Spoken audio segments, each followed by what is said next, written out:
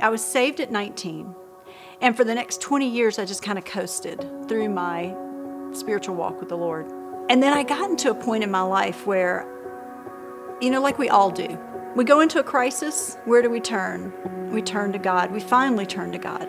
That's where we look. And I didn't know where else to turn. I thought, well, okay, I'm just going to open my Bible and see if He's got something to say. And it seemed like every time that I did that I got desperate and I opened God's Word, there was something powerful in there, a message that God had specifically for me. I think it was when I started getting into God's Word and I learned how to study it for myself. I learned some practical steps to begin reading, studying, understanding, and applying God's Word to my life. And the more I got into it, you know how they say, when you read God's Word, you hunger and thirst for it? I really did. I just couldn't get enough of it. When you've learned something that's changing your life, it's changing you from the inside out, you can't help but share it.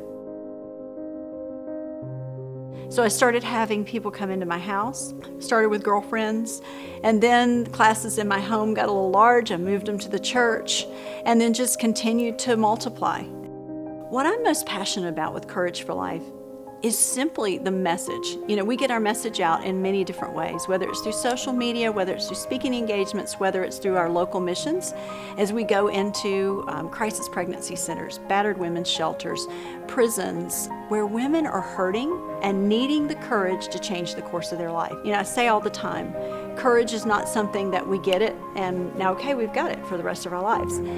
It takes me every single day when I wake up to be in God's Word and to make the choice of making courageous decisions.